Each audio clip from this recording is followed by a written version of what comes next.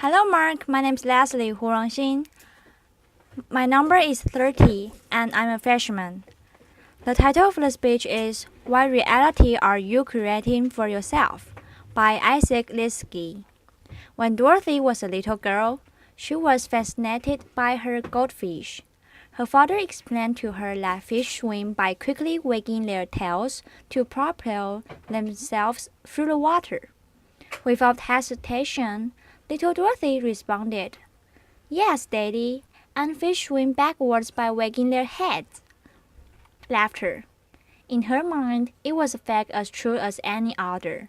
Fish swim backwards by wagging their heads. She believed it. Our lives are full of fish swimming backwards. We make assumptions and faulty leaps of logic. We harbor bias. We know that we are right and they are wrong. We fear the worst. We strive for unattainable perfection. We tell ourselves what we can and cannot do. In our minds, fish swim by in reverse, frantically wagging their heads, and they don't even notice them. I'm going to tell you 5 facts about myself. One fact is not true. 1. I graduated from Harvard at 19 with an honors degree in mathematics. 2. I currently run a construction company in Orlando. 3. I starred on a television sitcom. 4. I lost my sight to a rare genetic eye disease. 5. I serve as a law clerk to 2 U.S. Supreme Court justices. Which fact is not true? Actually, they're all true. Yeah, they're all true. Applause. At this point, most people really only care about the television show. Laughter. I know this from experience.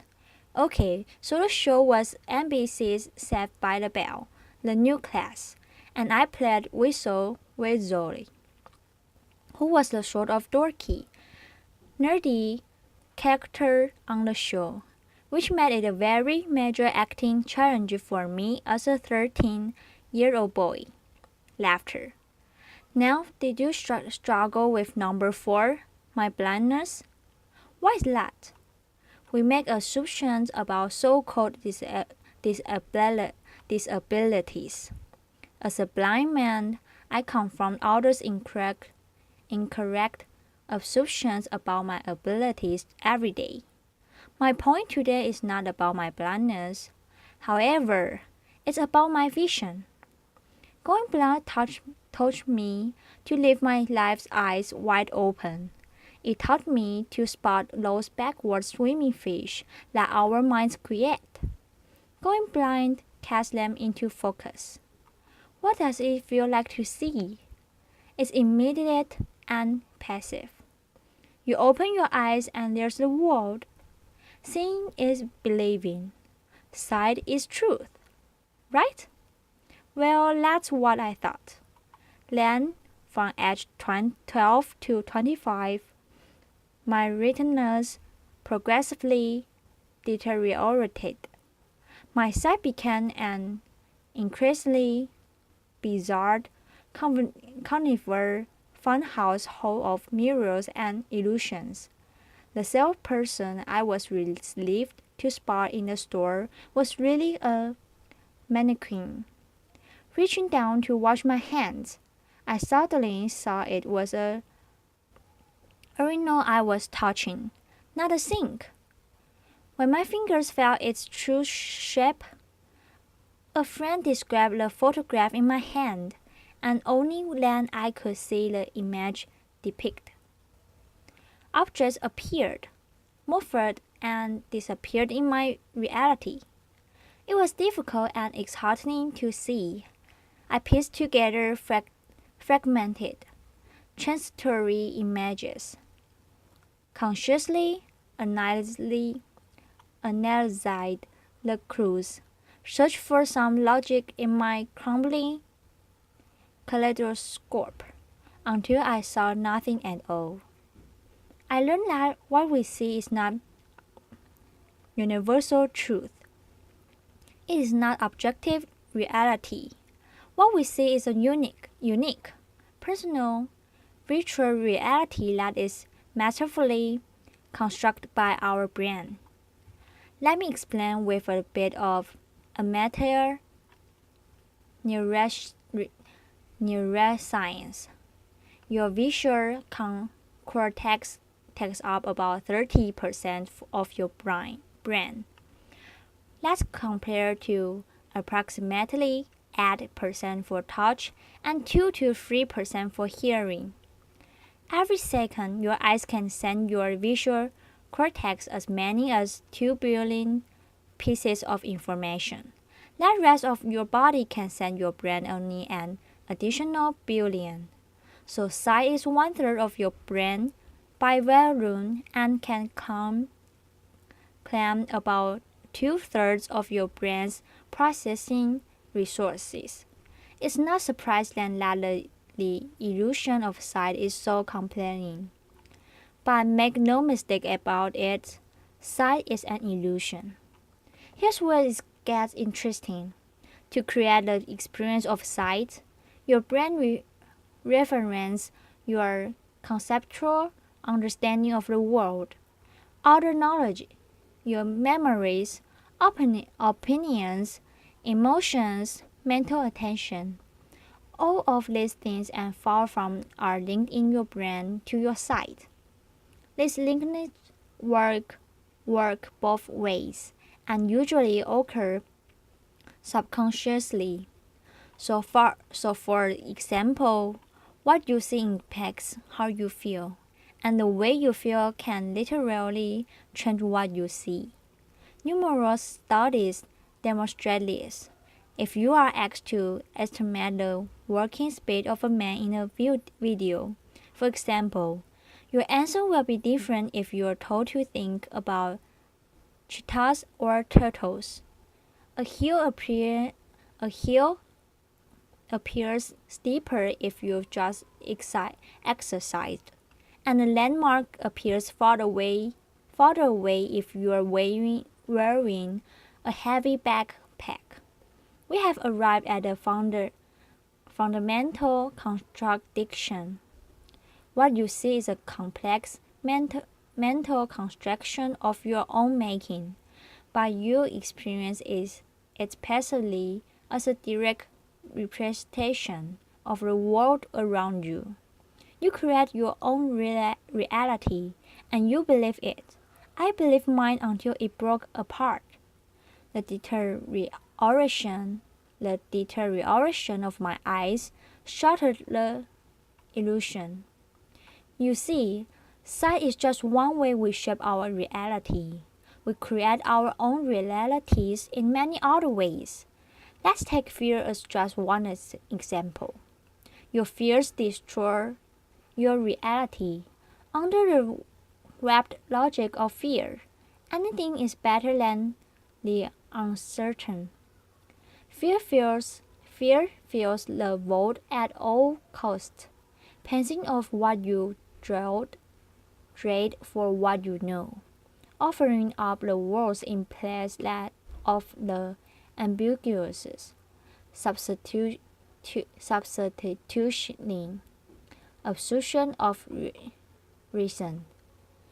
Psychologists have a great term for it: awfulism, laughter. Right? Fear replaces the unknown with the awful. Now, fear is self-realizing. When you face the greatest need to look outside yourself and think critically, fear beats a retreat deep inside your mind, shrinking and destroying your view, drawing your capacity for critical thought with a flood of disruptive emotions. When you face a compelling opportunity to take action, fear lures you into inaction, enticing you to passively watch its prophecies fulfill themselves. When I was diagnosed with my blinding disease, I knew blindness would ruin my life. Blindness was a death sentence for my independence.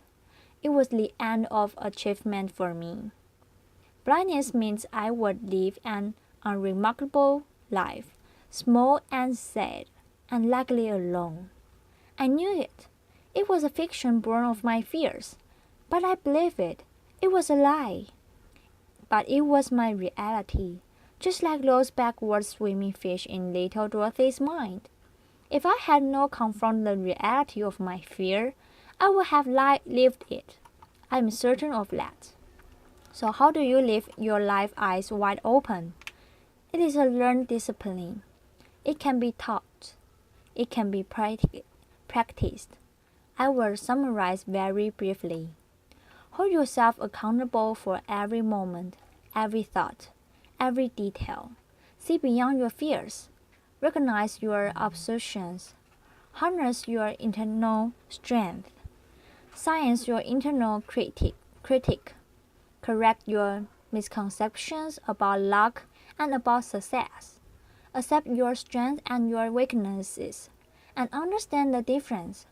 Open your hearts to your bountiful blessings. Your fears, your critics, your heroes, your villains. They are your excuses, rationalization, rationalizations, shortcuts, justifications, your surrender. They are fictions you perceive as reality. Choose to see through them. Choose to let them go. You are the creator of your reality. With that empowerment comes a complete responsibility. I chose to step up of fear's tunnel into terrain uncharted and undefined. I chose to build there a blessing life, far from alone. I share my beautiful life with Dorothy, my beautiful wife, with our triplets, whom we call the Lidskys, and with the latest addition to the family, sweet baby Clementine. What do you fear? What lies do you tell yourself? How do you embellish your truth and write your own fictions? What reality are you creating for yourself? If your career and personal life, in your relationships, and in your heart and soul, your backward swimming fish do you great harm. They exact a tour and miss opportunities and unrealized potential, and they garden insecurity and destroys where you seek fulfillment and connection. I urge you to search them out. Helen Keller said that the only thing worse than being blind is having sight but no vision. For me, going blind was a profound blessing, because blindness gave me vision. I hope you can see what I see. Thank you. Applause. Bruno, Giuseppe, Isaac. Before you leave the stage, just a question. This is an audience of entrepreneurs, of doers, of innovators. You are a CEO of a company down in Florida, and many are probably wondering, what is it to be a blind CEO? What kind of a specific challenge do you have, and how do you overcome them? Isaac Lidsky. Well, the biggest challenge became a blessing. I don't get visual feedback from people. Laughter. BG. What loud noise there? IL. Yeah, so for example, in my leadership team meetings, I don't see facial expressions of gestures. I've learned to solicit a lot more verbal feedback. I basically force people to tell me what they think, and in this respect, it's become, like I said, a real blessing for me personally and for my company, because we communicate at a far deeper level.